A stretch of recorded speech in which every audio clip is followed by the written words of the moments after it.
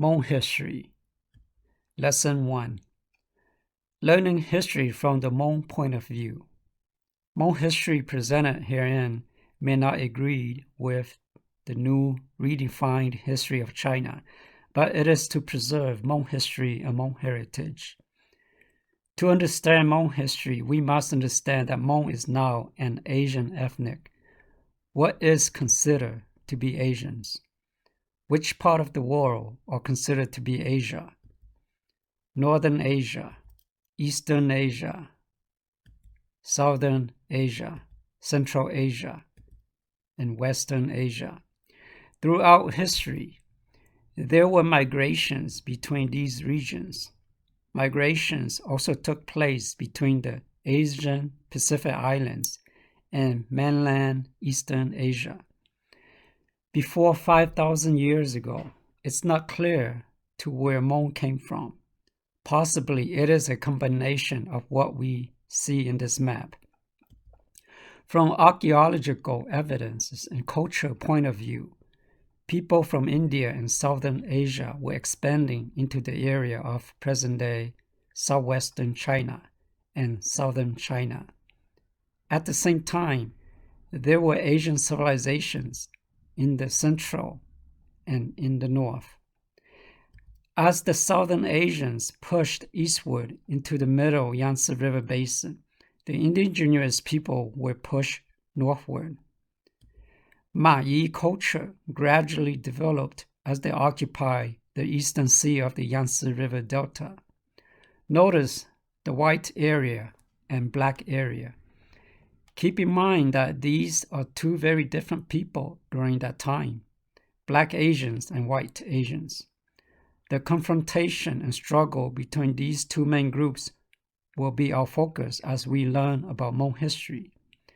The Black Asians then expanded northward into the Yellow River Basin. Based on available literatures, there were three main groups during that time. One was led by Yangti. The southern group was led by Chiyu, and the northern group was led by Faajtim. Chiyu overthrew Yangti from power and ruled for some time. Some historians and scholars believe Chiyu was a servant to Yangti, who rebelled and took control. Chiyu's people was known as Jiu Li, meaning the 9 black tribes. They were the 9 Yi groups, or Ma Yi people.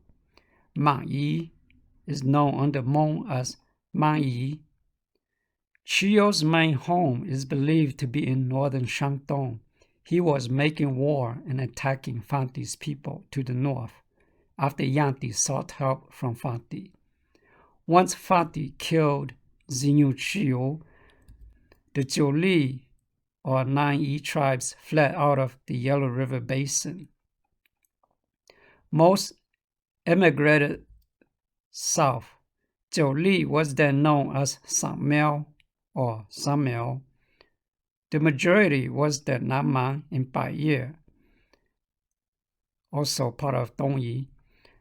After Fanti took control, he incorporated Yangti's people into the Hmong nation known as Xiamong. Xiamong is Saint Mong, which means the beginning of Hmong nation. In present-day Mandarin language, it means the alliance between vassal states.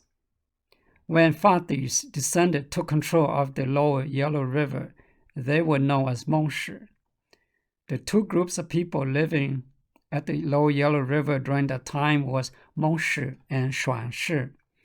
Xuanshi, according to Hmong elders, were the left behind Jiu Li that integrated with Hmongshi people.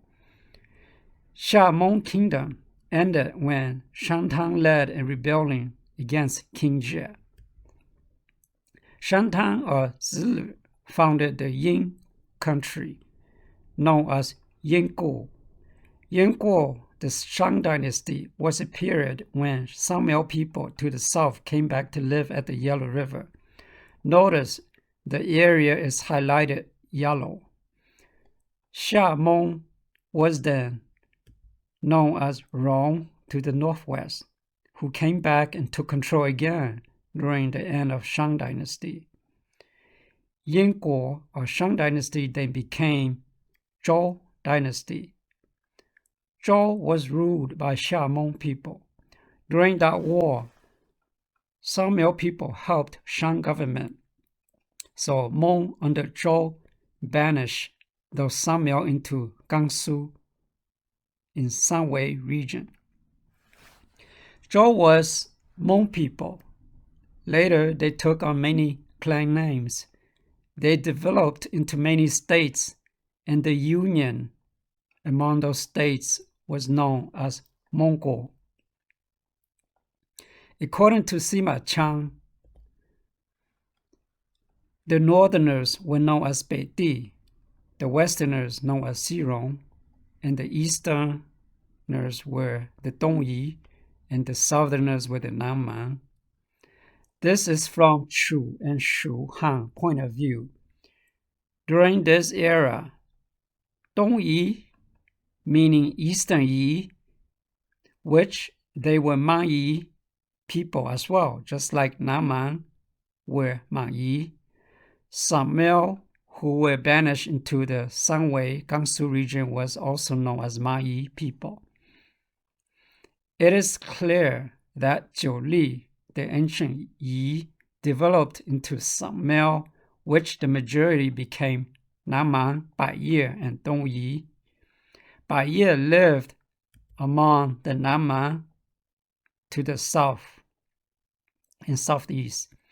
Shu and Ba to the southwest were part of the southern nation, mainly Miao nation.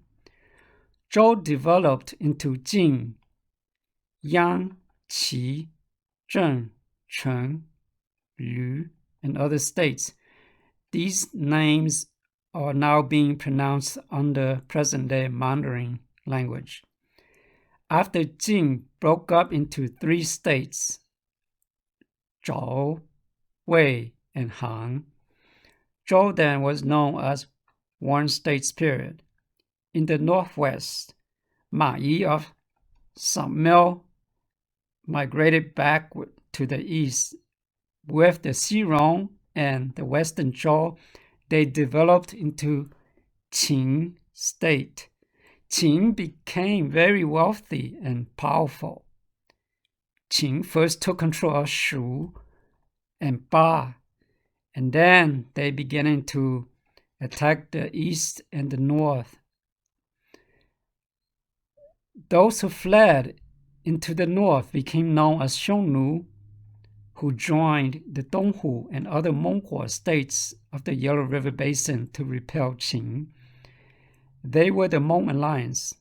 Gradually, Qin took control of all the remaining states at the Yellow River Basin and into the south. Qin ordered the destruction of the western and southern Great Walls that Mongol built to guard against Qin and Chu. Qin then extended the northern wall to keep out the rebels. Notice the white circle of the Yellow River Basin was shifted into the north. Mongol of the Yellow River Basin then was moved into the north.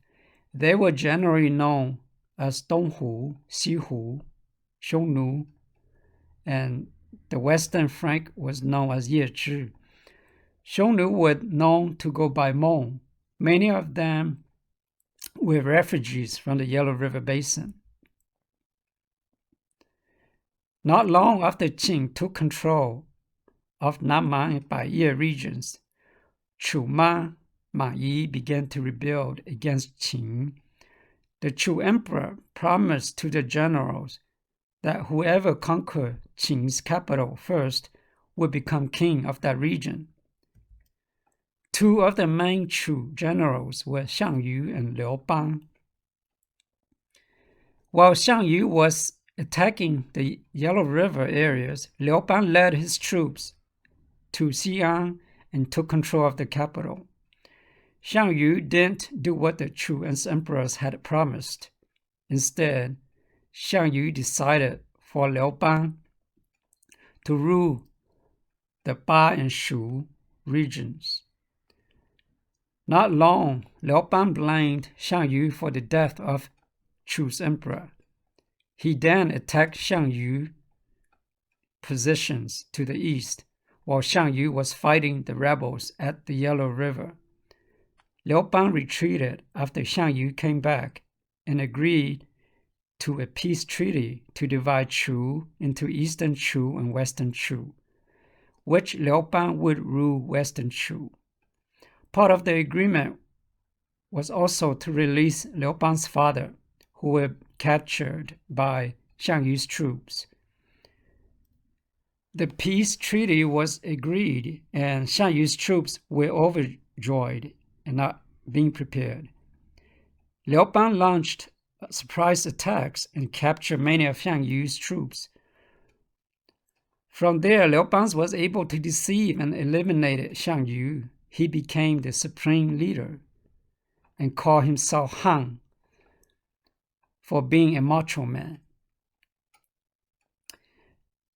Han then was beginning to be used by other followers.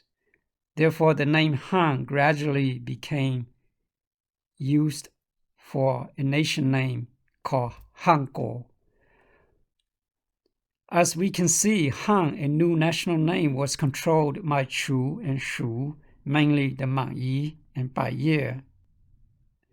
Eastern Yi, Dong Yi, was also part of that conquest. They took on a new national name, Han. This is where the name Han as a nation came from. Hanguo was to the south, and Mongol was to the north. But Hanguo addressed Mongol as Xiongnu, Rong, and Hu. It is clear that under Mong Xiongnu, they went by Mongol as a country.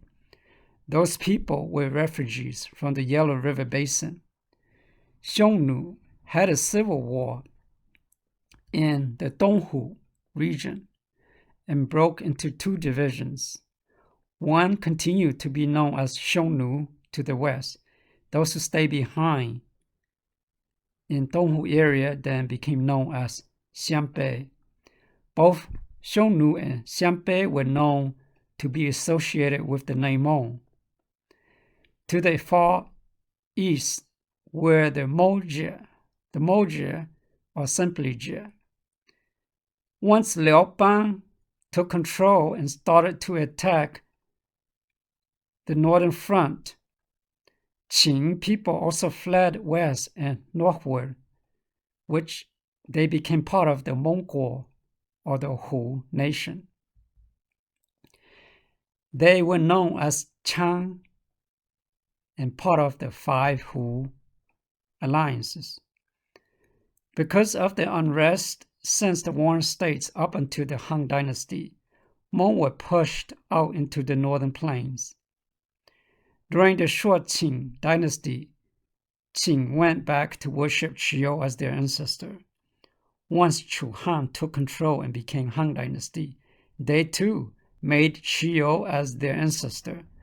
Qiu culture, mainly the Mang Yi culture. Dong Yi, which is the Eastern Yi culture, as well as Han culture, were Mang Yi culture. They spoke the Mang language during that time. Mong worshipped Faajtim, and Mong culture was Xia culture of the Mongol nation. Xia Mong people were mostly pushed into the north due to the continue of warfare, the western flank of Mong Xiongnu gradually into Central Asia. This is Mong history, lesson 1. Until next time, we will learn more on how Mong migrated back into the Yellow River Basin and from north to south when Mong were involved from the 16 kingdoms up until Qing Dynasty. Mong created multiple kingdoms which have been forgotten. We will learn more on the struggle between the northerners, Mong culture, and the southerners, Mang Yi culture.